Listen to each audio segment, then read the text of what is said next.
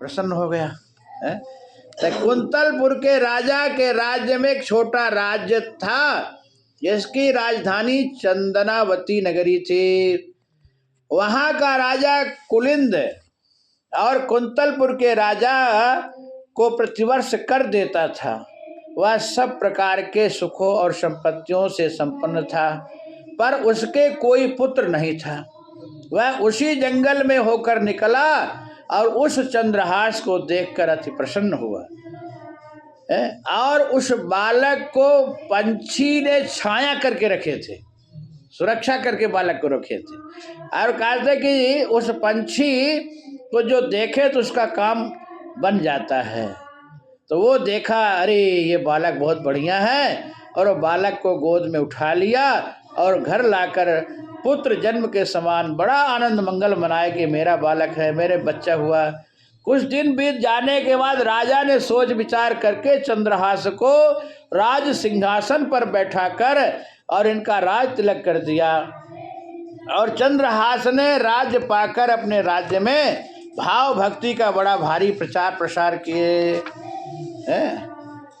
तो चंद्रहास ने कुंतलपुर के राजा को कर देना बंद कर दिया था। कर मतलब टैक्स है। तो राजा ने कर वसूल करने के लिए मंत्री धृष्ट बुद्धि के साथ सेना भेजी। तब मंत्री को घर आया जानकर चंदनावती के राजा ने उसका बड़ा सम्मान किया। मंत्री ने चंद्रहास को पहचान लिया, अरे ये वही बालक है। अब बड़ा क्रोधित हुआ, बधिकों ने झूठ बोले, मारे नहीं इस बालक को। तो अब ये खींच कर मन में निश्चय किया कि ऐसे नहीं, इसको कपट करके मारूंगा, छल करके मारूंगा इस बालक को। तो इसने क्या किया, कहा कर लेने के बाद तो पीछे दुष्ट बुद्धि ने एक चिट्ठी लिखकर चंद्रहास को दिया और कहा कि ये आप मेरे पुत्र को कुंतलपुर चले जाओ और ये पत्र हमारे बेटा को दे देना। ये बेचारे चंद्रहास जी पत्र लेकर कुंतलपुर को चले।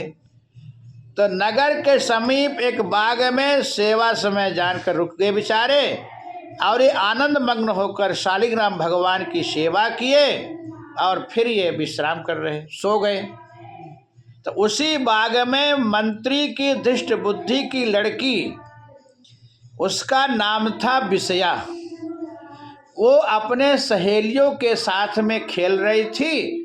जब इस बालक को देखी, सुंदर लावण्य, इतना सुंदर बालक है, तो बेचारी बालक को देख के बड़ी प्रसन्न हो गई और मन में विचार करने लगी, ये हमको बालक पति के रूप में मिल जाए तो और अच्छा बढ़िया रहेगा। तो वो सहेलियों को किनारे कर दिया और देखा कि बालक सोया हुआ है। तो बालक के जेब से वो पत्र निकाली और पत्र को पढ़ी।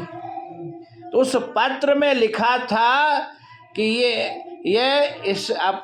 इसके दुष्ट बुद्धि के बालक का नाम था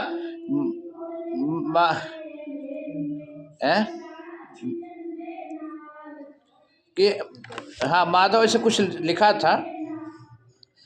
लिखा था कि इसको विष दे देना।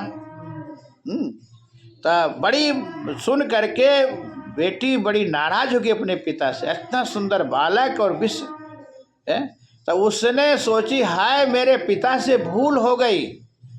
वो तो ये लिखना था उनको कि मेरी बेटी अपनी बहन विषया को दे देना, विषय के साथ विवाह होगा, लेकिन विषय या लिखने को भूल गए। तो उसने काजल तो आजी थी और वही काजल से वो विष के आगे या लिख दी, तो हो गया विषया और ऐसा लिख करके चली गई। चंद्रहास मदन सेन, उस धृष्ट बुद्धि के पुत्र का नाम था, मंत्री के पुत्र का क्या नाम था, मदन सेन।